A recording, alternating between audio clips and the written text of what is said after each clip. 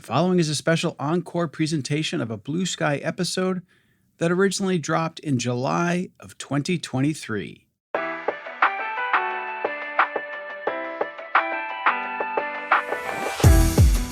From the studios of the Optimism Institute, welcome to Blue Sky, where we share stories and insights to remind us that there is always blue sky above. Sometimes you just have to get your head above the clouds to see it. I'm your host, Bill Burke.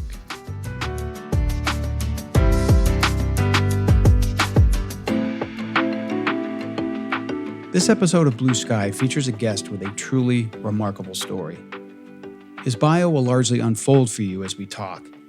As you'll hear, he was living what he considered to be a dream life. He was married to his high school sweetheart, had Ivy League degrees, was a senior executive at a prominent Wall Street firm, had 5 great kids. But everything changed one night when they realized, in terrifying fashion, that their youngest child, son Stevie, had a serious and dangerous addiction to alcohol. We'll refer to my guest today as Steve D to protect the anonymity of his son, Stevie. Steve will tell us about the profound impact his son's addiction had on their family and how it changed his own life's trajectory dramatically and completely. You'll hear how Steve and his family were nearly torn apart by Stevie's struggles and their challenges in addressing them, and also how Steve's relentless sense of hope and optimism helped him get through these daunting days. And you'll be amazed by how well he and his family have emerged from their many challenges. Before we begin our conversation, I want to caution that some of this subject matter might be very difficult for some of our listeners, as it includes frank talk about severe addiction and suicide. And now, my conversation with Steve D. Steve D, welcome to the Blue Sky Podcast. Well, it's great to be here, Bill. Thank you for having me. I've done a lot of research in preparation for this. You've been very open and honest with your story online and wrote a series of essays that we'll talk about in a bit. And I'd like to set the picture for folks. If we go back several years, describe what you and your life was like before this night when you found out about the challenges that your son Stevie was having. Yeah, so thank you for asking that question, Bill. So I was living what I would call a fantastic life. I married my high school sweetheart. We wanted to raise a family. We had 5 amazing kids, all seemingly doing well. I worked on Wall Street. I worked at a firm called Morgan Stanley. I was there 30 years. I was on the management committee. I ran global businesses. By all accounts, things were amazing. I was blessed, and I knew I was blessed. And so I was very thankful for the way my life had been going. And of course, the most important thing in my life was my kids. And they were it seemed they were thriving, all except for the youngest one, who's, kind of in some ways has changed my life. I would honestly say he's changed my life for the better in a lot of different ways. So this night, you and your wife are watching Saturday Night Live, and there's a noise outside, and your son comes home, and you realize that he has gotten to the point of alcohol addiction, to the point where he was trying to take his own life. Can you describe how your world got upended that night and the immediate aftermath? Yeah, so I'll step back a little bit. We knew that he was troubled. We knew that he was hurting. We knew that he drank alcohol to excess, much differently than our other children who experimented. We just didn't know what to do about it. And so we tried a bunch of things like grounding him and just things like that. But we had no way of getting our arms around it or controlling it. And flash forward to that night, and, we're just sitting there. I will say we were on pins and needles on, Friday and Saturday nights when our son would go out. But this was different. He stumbled in. He was incoherent, honestly, but he was crying. He was unbelievably upset. And we just kept asking him, like, what's going on? What happened? We had no idea. Did he have a car accident? Did somebody get hurt? And then he told us the story. And the story was that he was so depressed. He was so low that he tried to take his own life, and literally was lying on a railroad track when a passerby, happened to be a friend, saw him and pulled him off the tracks. And he was so inebriated that the likelihood that he was going to wake up and save himself was pretty low. And so, he would describe it today as, a miracle. And honestly, I'm so glad that my life has changed the way it has changed and not in that way, because it's the most devastating thing that could ever happen to any parent. And, we were spared. Wow. And he was 16 at the time, I believe. And the person who introduced us, Steve, described you as the most optimistic person he knows. So the most optimistic person that this person, who knows a lot of people, knows, has this happen to them. How have you responded, in the near term from that and in the years since? Yeah. So honestly, it was devastating. And, that person maybe is right. Maybe it's, maybe I'm lucky that I'm the most optimistic person in his life. But generally speaking, I am a can-do, optimistic human on every level, except in this situation, I just didn't see a way out. I mean, my kid was very, very sick. He had deep depression. He had anxiety. He had an alcohol use disorder that he couldn't control.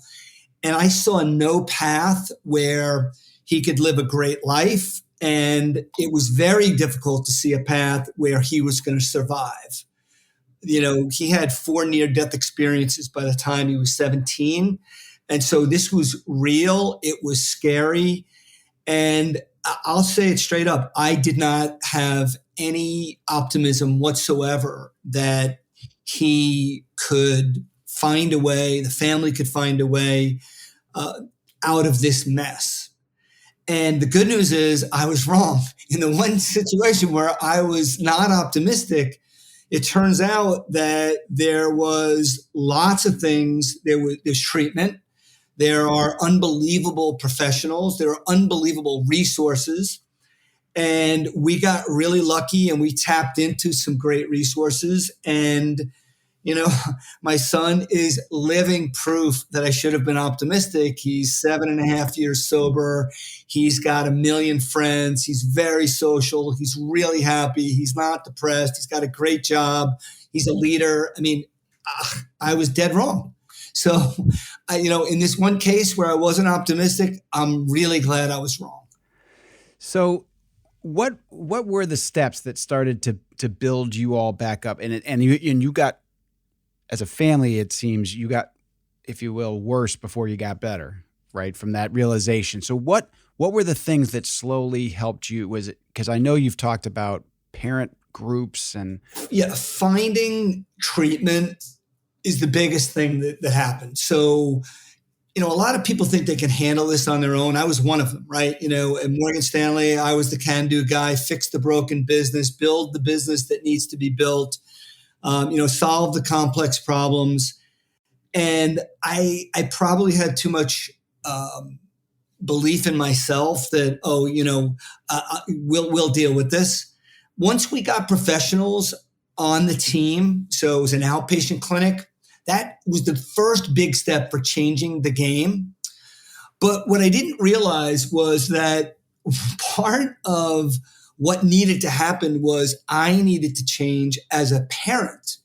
And it became very obvious as the counselors and other experienced parents kept pushing on me saying, look, you're letting him get away with this. You're letting him get away with that. You're solving all of the things that he's broken. You're cleaning up the mess. Why would this kid ever change if you keep making life easy for him?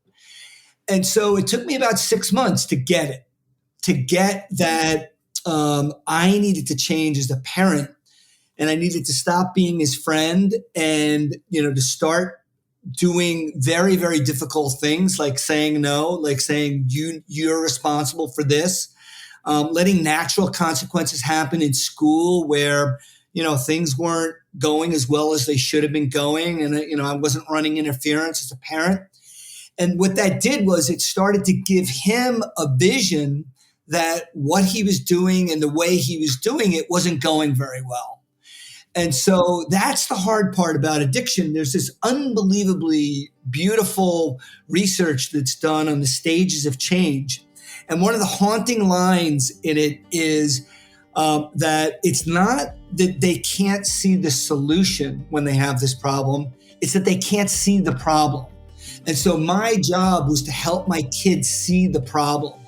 And that was a new thing for me because, I was very protective of my kids, so that was a really, really big step.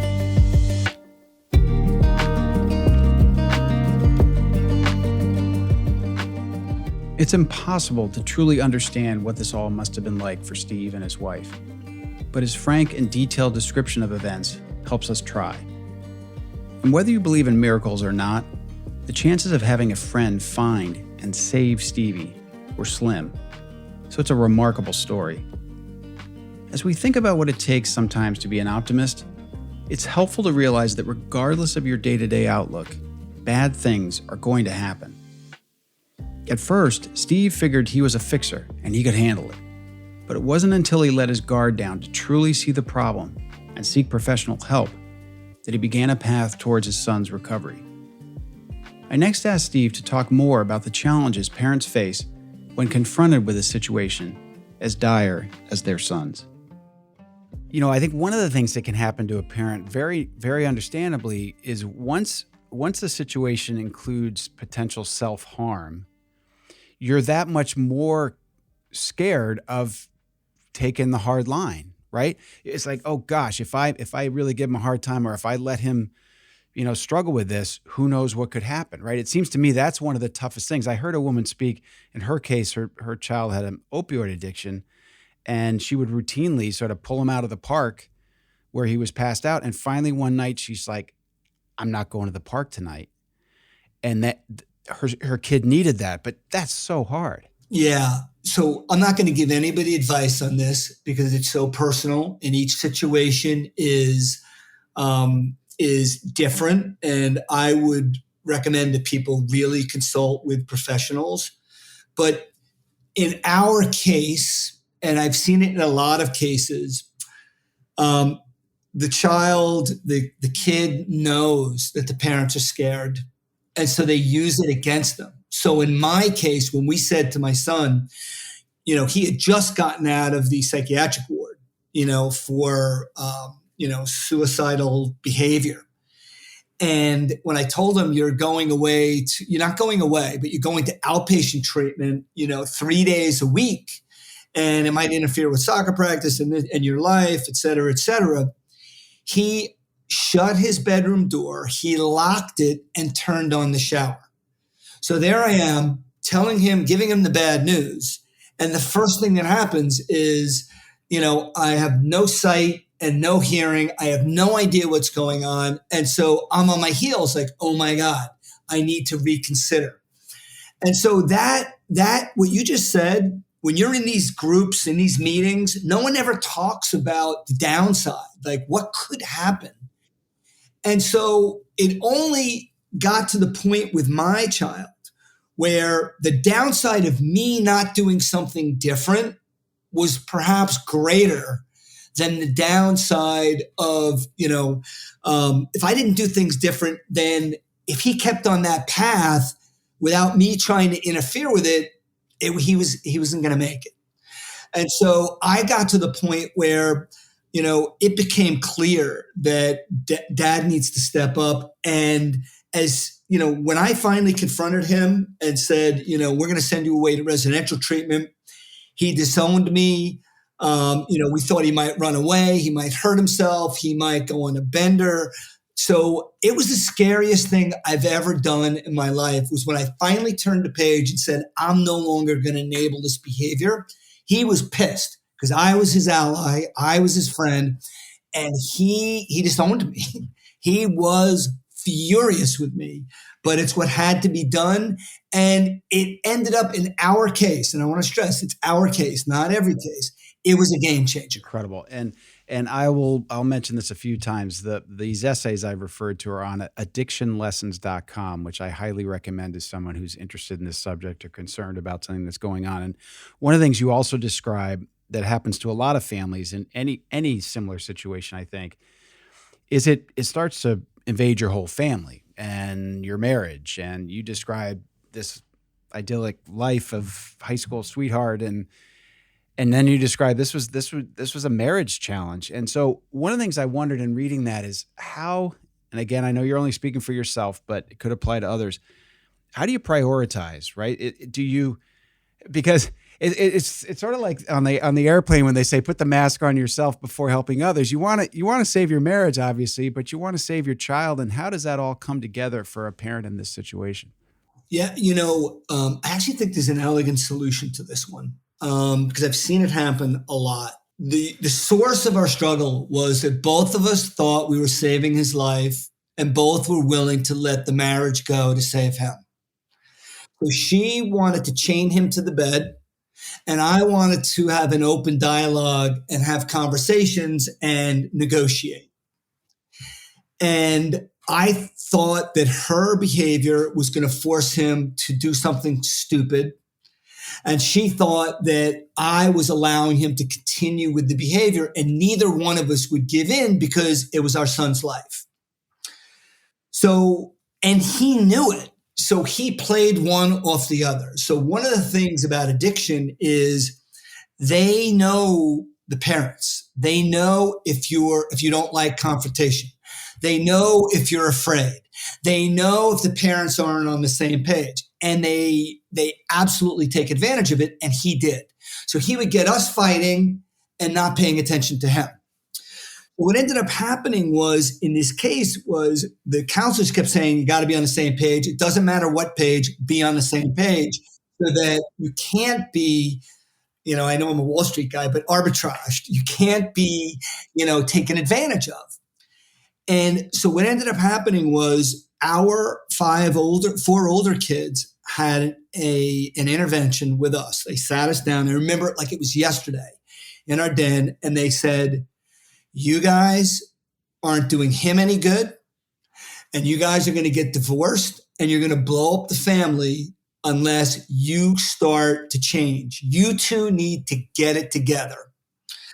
And they were right. And so what I did, and I'm a decision maker, I'm making split second decisions on trades, and I'm so comfortable making decisions.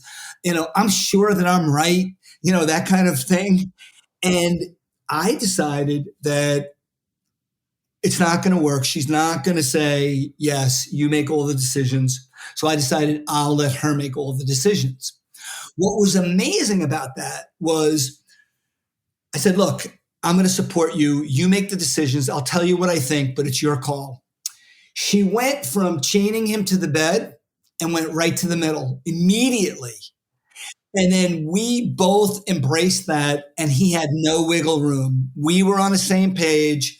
We were on the same page around boundaries, around consequences, around everything. And she made the call, but I give her all the credit in the world. She didn't just stay in her lane. She went right to the middle and did the compromise thing. And it was a big, big deal. And if you ask him today, if parents ask him, what can parents do better? He would say the first thing is get on the same page. Those are his words.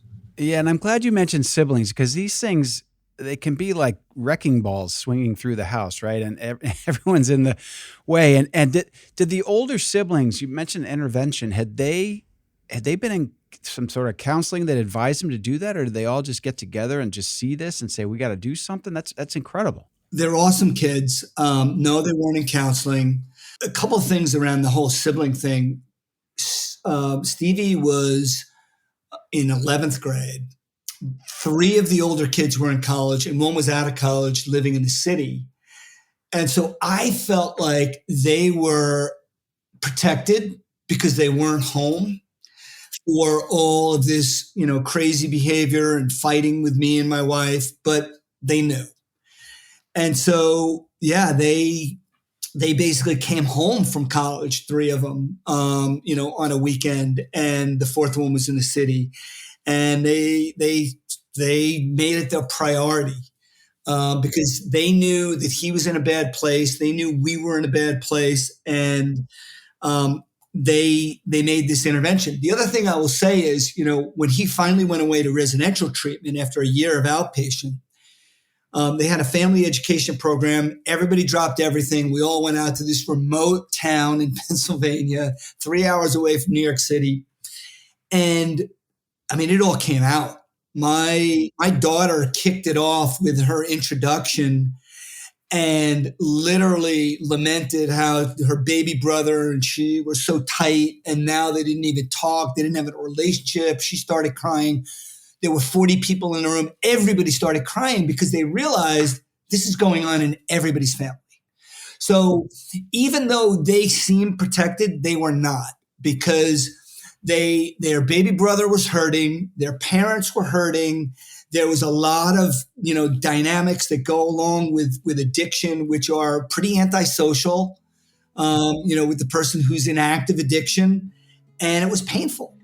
And they expressed that pain. So, for me, I just felt blessed that they weren't home, because the impact on them, if they were home and we were obsessed with this one sick child and, neglecting the other kids, it can be a really big, big problem.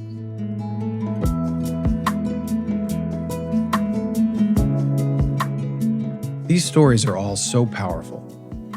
It's easy to see why Steve describes standing outside his son's bathroom door with the shower running as the hardest thing he's ever done.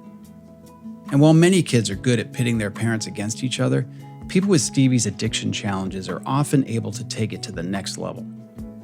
And the older siblings coming home to do an intervention, not with their brother, but with their parents, tells you that this problem was tearing through the entire family. And it also shows how much they all cared about each other. Anyone who's raised children will also understand the importance of being on the same page with your spouse. And the story about Steve meeting in the middle with his wife is really interesting. Getting back to our conversation, I wanted to ask Steve more about family dynamics in these situations and how one goes from the worst of all scenarios to get to the other side successfully. I wonder, Steve, and I struggle probably with the right way to ask this question, but as you've lived this and learned so much about it and written about it and worked on it, and we'll talk some more about your work, do you think families in this situation almost have to go through this near rock bottom experience to get to the other side successfully? In other words, we can talk about trying to find this upstream and doing different things differently earlier, but do you sort of have to get driven down to your knees before you have success on the other side? Well, I was on my knees. I'm still on my knees, but in thanks. But I don't think so. I don't. I think that you can raise the bottom, is the way they talk about it in the industry, because the bottom is really bad. So in some ways, my son's bottom was raised because, he didn't end up on the street. He didn't, end up with catastrophic things, thank God, happening. It was a struggle. He had 10 of the 11 DSM-5 symptoms. Like, he had deep, deep addiction. But, in some ways, getting him into treatment at 16, and then us learning what our role was as parents to be part of the solution while he was 16, I firmly believe raised the bottom. And it's not just in this one situation, it's in a lot of situations. The truth of the matter is that it's very difficult to see because there's a lot of excuses. Hanging out with the wrong kids, just going through a tough time, everybody parties. There's a million excuses. But this thing called the DSM-5 for addiction, it's 11 yes or no questions. It cuts through all the BS and it tells you what you're really dealing with, whether it's no problem, a little problem, a medium problem, or, big addiction problem. I think that is, it's important for people to know, because you don't have to wait until they're really sick. And the other thing I will say is, You know, I think that the harder cases are when the kids have been using heavily for a really long time. They're very, very sick. They talk about the brain restructuring and that there are different images of an addicted brain. The longer and the heavier you've been using, the sicker and more dependent you become. I think you want to intervene as early as possible, honestly. It seems that a turning point for you and for a lot of people I know, even like nationwide and looking at the opioid crisis, is to realize that the addiction is a disease. And you have a slogan you use a lot, which is love the kid, hate the disease. And separating those two, I think, especially as a parent of a young child, and I would think in your case, the fifth of five kids, they're all doing well. And this, it's just like, oh, we quit drinking, you ground them, just stop kind of thing. But once you identify the disease and can separate that from the kid or the loved one of any stripe, it seems to me that's a big turning point. Is that fair? Yeah, I mean, it's actually, in the addiction lessons, I think it's story number 7, detachment is a parent's superpower. The thing about it is that, when somebody's in active addiction, it's a very selfish place for them to be, and they don't really care about blowing up relationships and doing things that are unacceptable. And so it's very painful as a loved one to see it happening, but also to be on the receiving end. So my kid, told me I was the worst father in the world. He disowned me. He said I was the reason why he was depressed. If it wasn't for me, he'd be fine. You can separate it out and say those are symptoms of the disease. That's addiction talking to me and not my kid. Then it creates a pathway where you're not going down this path of, wow, my kid's such a jerk, or, they're so mean to me. But you go down a path of, what can I do? He's obviously has this disease. What can I do to be a part of the solution? And so it's a self-preservation thing, but it's also it clarifies what's going on and what's not going on. So I think one of the biggest things, to figure out is what's actually happening in the house. And when a child is throwing, really hurtful things at you, it's really easy to emotionally respond and to get angry and to yell. And now you've lost the plot. The plot is the kid's sick and something needs to be done. And those are symptoms of the disease. So put those over on this side, and now let's work on what we can do to solve the problem. And I think it's in the detachment essay. And if you're comfortable, would you mind me reading the letter that you wrote to addiction? It's brief. Do it. Go ahead. So this really struck me. So this is a letter that Steve writes, not to his son, but it's addressed, Dear Addiction, F you, triple exclamation point. You are trying to kill my son. You are trying to steal his future. You have turned him into a liar and a manipulator. You are trying to destroy my marriage and my family. I hate you with all the hate that a father can hate. But there is an antidote, and that antidote is sobriety. My son will beat you, and he will become the man he was destined to be. Your arch enemy, Stevie's dad. I'm not exaggerating. I just got goosebumps reading that again because I'm a dad. There's so much there, but I think the first thing is, though, now the anger that you have is directed appropriately, right? So it was such a moment in my life, Bill. I was sitting there at the family education program, and the counselor said, "Okay, we want all the parents to write a letter from them to addiction." And I had all this pent up frustration and anger, and I didn't know where, in the process to send it, right? Couldn't send it to my kid because I loved him. I couldn't send it to my wife because I wanted to be married to my wife. Where can I send it? And it was this amazing moment. I wrote that in 2 minutes. It came out of me. And when I read it to the rest of the group, I think they thought I was crazy, but it actually elegantly lays out what you're dealing with and what the upside is. And, honestly, I think my son is becoming, who he was meant to be.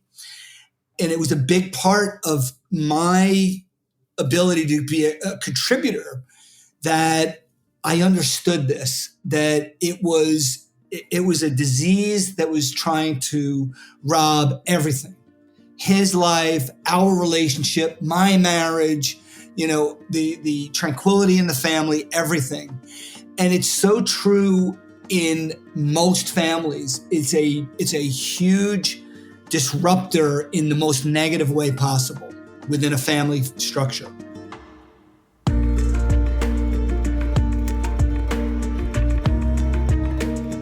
Steve's advice here is pretty straightforward. You want to intervene early with a child who's struggling with addiction and get professional help as soon as possible.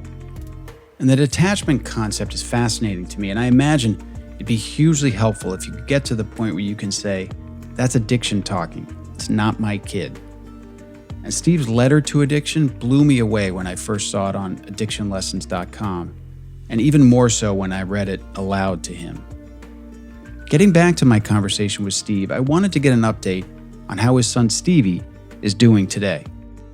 The interesting thing was, before addiction, he was the fun-loving kid, the little brother. All the older siblings would have their friends over, and he was everybody's little brother because he's hilarious. He's one of these kids where if you're having a baseball catch with him, you can't throw it to him. You have to throw it so he dives for the ball, or, it's just everything is dramatic and everything is, is him winning the World Series and, blah, blah, blah. Fun. So fun. Then it goes dark, and he blows up all his relationships with everybody, family, friends, parents, the whole thing. And addiction is the intruder. He gets, he kicks and screams, in all this recovery work. He didn't want to go, and at some point, probably a year and a half in, he embraces it and really identifies as a person in recovery. And from that moment, when he was okay with his identity being somebody who can't use drugs or alcohol and is working really hard on himself to be sober, from that moment is a straight shot where, he goes to college. He's sober for 4 years, except for the first week where he relapsed. But for 4 years at college, he has a lot of friends. He's incredibly social. He now has a longtime girlfriend that he lives with who's amazing.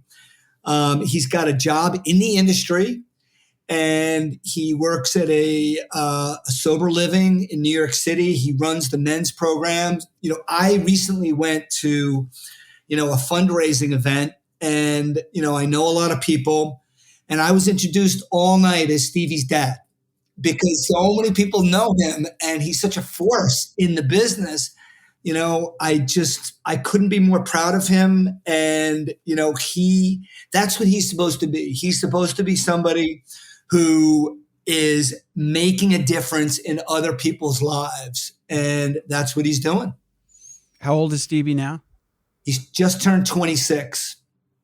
So he got sober at 18. He'll be 8 years sober in September. And sort of going into the belly of the beast, if you will, and working in the industry as you describe it, some might think that's counterintuitive, that if you're going to try to stay sober, you should just move away from the subject of alcohol in his case, or that sort of thing. Or I suppose you dive right into it the way he has. Was that ever a concern or a debate with you all, or this is just, he knew he wanted to do this? No, it's quite the opposite. A lot of so let me step back. We were fortunate to go to open AA meetings, anniversary meetings. There's one in New York City called the Atlantic Group. They have about 600 people. It's the largest one in the world. And you walk into that church on Park Avenue, and the energy, the youth, the gratitude, the empathy, the love for each other. It's such a human experience. It's absolutely amazing.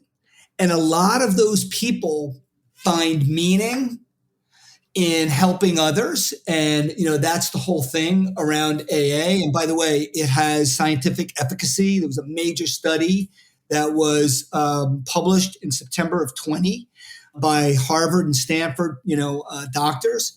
And, but it's about community. And so giving it back, paying it forward is part of the tradition of getting into recovery from that disease.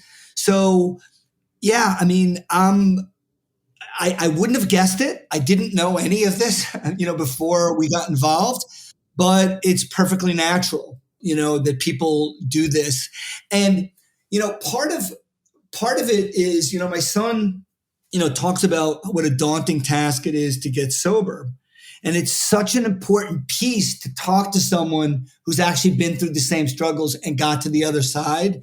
And that's why they're so valuable in the space, that he's been there, he's done it, he's gone, through all the trapdoors, he's made all the mistakes, and you're going to benefit from his mistakes. Right. And likewise with parents, I'm sure, you're sharing those stories. And it's the same thing. And so for you, Steve, I know your story, but if you could share with us, so this happens, you're in the middle of it, you're in this amazing job, and you change your energies or redirect them towards understanding this. You took a year at the Harvard Advanced Leadership Initiative, which is how you and I connected, to learn more about this. Could you tell us sort of the work you've been doing in those years since, and also, any thoughts you have for where you might direct folks who have similar challenges or concerns about their kids? And sure. So let me just start with, I didn't expect this one either. My mom, so I retired in 2016, but I made the decision in September of 15 after Stevie had his last relapse. And my mom said to me, I thought you were going to work at Morgan Stanley till you were 80. And that's kind of who I was as a human, right? That's what people thought. But so I've jumped in, I'm a longtime volunteer as a parent peer coach at Northwell Health. I work with families and the social workers, just sharing my story and the things that I've learned. I do have a podcast series for parents. It's called My Child and Addiction, that I did in partnership with two other fathers and a top treatment center, one of the top in the country. I did the website. I spent time at Harvard, in the ALI program studying addiction. I spent 4 years at a national nonprofit called Shatterproof, building educational materials and tools for families. What I would tell you in terms of parents, this is the biggest recommendations that I would make are, and then specific ones, but general ones. The first is, if you think there's a problem, get a professional diagnostic. Get professionals involved, because us lay people are really bad at this. We don't really know what addiction is and what addiction isn't. The second thing is, if your child does have a problem, in addiction, there's a number of things that parents need to do. I think the most valuable thing I've done, the most educational, the most important, the most groundbreaking, is to join parent support group meetings run by professionals. And, what's great about them is the professionals kind of lead the conversation in a certain direction to help the parents, but then experienced parents share. And there's nothing quite like a parent whose kid's life was on the line, trying something that gives you the courage to try something, or not, but to at least think about trying a new approach within the household. And so, I, as a very, independent human, it was the last thing I was ever going to do. And now I proselytize that. The next thing I think is a really big deal is to actually take care of yourself. If you're dealing with this, it's a marathon and not a sprint. I think in the stories, they talk about losing a lot of weight, and it was not because I was on a diet. It's because I couldn't eat. I'm not an anxious person. I had unbelievable anxiety around my son's well-being. I couldn't think. I couldn't do my job very well. And so and get educated, right? So, and all those things I was talking about are going to help you get educated. So those are the four things.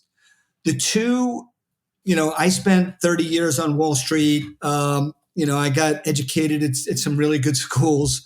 My superpower, if I have one, or my most important strength, is I'm able to sort of take complex things and simplify them and then deliver them in a way that people can grasp quickly. That's why I wrote the website that I did, addictionlessons.com, because I didn't know anything and I had a hard time figuring things out. So that 40 minutes of reading, those 12 short stories, is the best of what I've learned that could be useful to parents over the 8-year journey that I've been on with my son, including the education at Harvard, including all the work that I do with Northwell, working with families, including creating educational materials for families at Shatterproof, all of that. It's the best of the best. So I think that's a great resource as a beginning. And then the other one is, it's very difficult to find these parent support group meetings. The podcast that we created is a live parent support group meeting with 8 parents like me, 8 experienced parents and a world-class clinician. And we just record it. The senior partner of the project has his own media company and his own sound engineers and all of that. So it's all done professionally really well. We have 200,000 downloads already. So with zero advertising. And, so that's really powerful. It's a great asset. And by the way, in addictionlessons.com, at the end, I have an entire resource section of free resources that I personally vetted that are really high quality and will be useful to parents and families. So those are specific, those are some general recommendations and specific recommendations.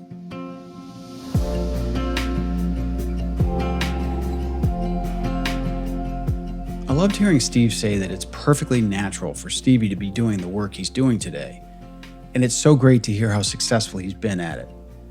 It's also remarkable to see the transition Steve D made, turning his seemingly boundless energy from his job on Wall Street towards working in the addiction recovery field. And for anyone in the audience who's dealing with similar issues or knows someone who is, the advice about getting peer support is really valuable, as is the idea that it's going to be a marathon, and while you work hard to help your loved one, you have to be sure you take good care of yourself at the same time. Getting back to our conversation, I wanted Steve to talk about what we know about whether addiction is genetic, possibly helping us catch these problems earlier in families with a history of these challenges. We don't hesitate in a doctor's waiting room to check off the box. Oh, there's cancer in my family. My dad had diabetes. I think we don't often ask that question, is there addiction in my family? And in some cases, I think it's societal too, where we just, oh, that's Uncle Louie, he's at it again, and then you look back and I was like, gee, maybe Uncle Louie was an alcoholic. Maybe he was an addict. Are there ways you suggest families to try to be honest about the potential and of a genetic predisposition? Is it helpful, or can you talk about that? Yeah. Well, here's the thing I'll tell you. The good news is the generation behind us is very open about a lot of stuff. And so I think it's really our generation and the older generation that sort of put all this in a closet and, doesn't really talk about it. So yeah, it's us. We need to be more open.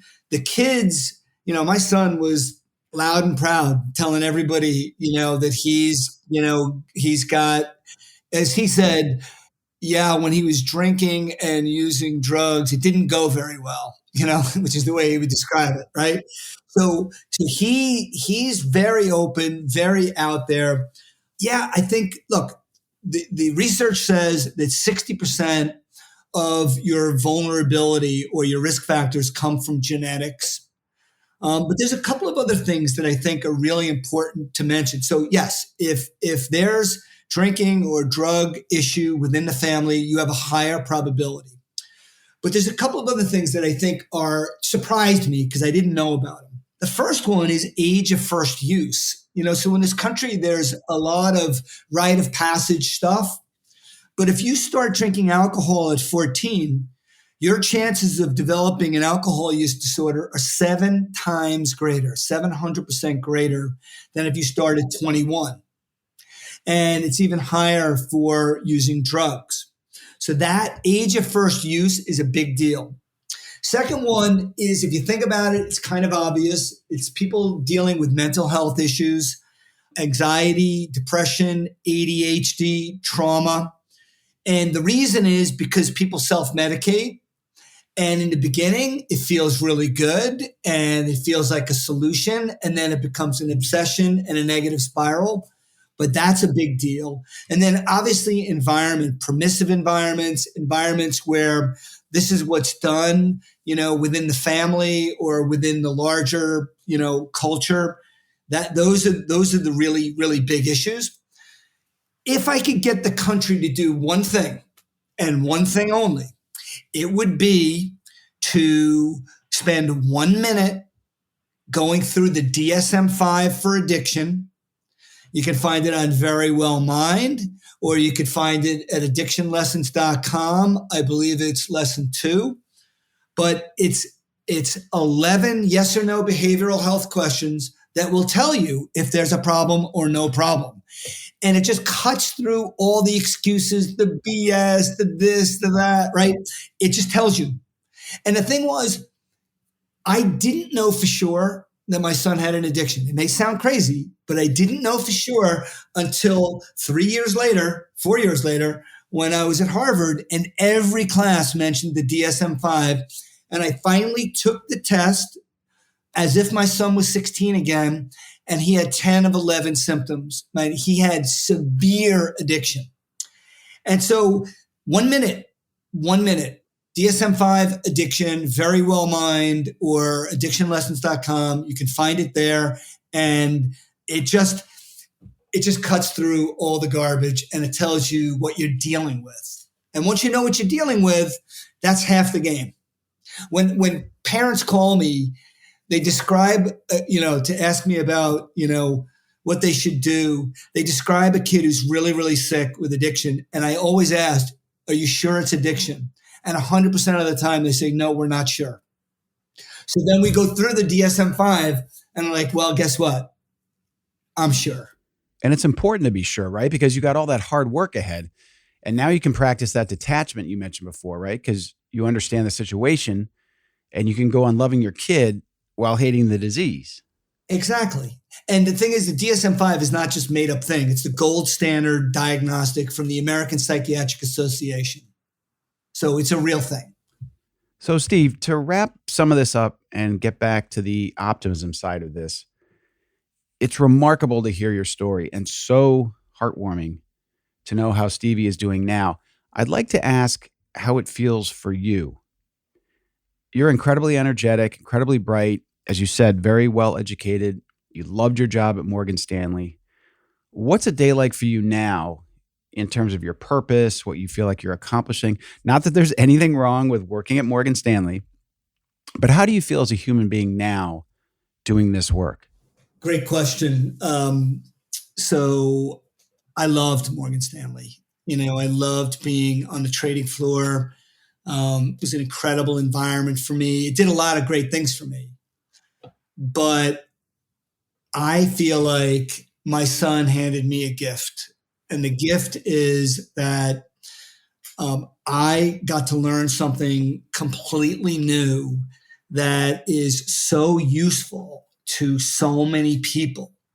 And that is the insights around addiction and insights around being a parent of someone with this problem, and the capabilities of sharing it in a scalable way. It's changed me personally. I'm much more willing to show vulnerability. I never was before. I was the badass trader on the, on the floor running the biggest business. And, that was a persona. Now, I'm willing to tell people, yeah, I didn't know what the hell I was doing. I was a mess. I got lucky, so all of those things are part of my lexicon now. And I just feel like, there was a plan for me, and, I'm a better human in a lot of ways. I feel better about my days. They're not as jam-packed as they were, but I do a lot of volunteer work. I'm open to helping anybody at any time. I mean, back working on Wall Street, you have certain things that measure your performance. Now I measure my week in how many hours am I spending helping other people. That's my new metric. And I love the metric. And I'm fortunate. I mean, I have to be, working on Wall Street gives you certain, ability to retire, at a certain age, but that's my new metric. And I love the metric. Well, Steve, of course, I'm sorry for your family and that you had to go through all this, but at the same time, I'm so glad that you've come out the other side the way you have, and you're making this difference in the world. And I can tell anyone listening, I spent the 40 minutes reading your essays on addictionlessons.com, and I have not dealt with this personally, thank goodness, but they really impacted me. So thanks for all you're doing. I really appreciate you spending time with me on the podcast, and keep up the great work. Thank you so much. Well, Bill, it's been my pleasure. And I think what you're doing is great because the world needs optimism. I think it's one of the most underrated gifts. When people feel good and feel optimistic, there's nothing better. So thank you. Thanks. Take care.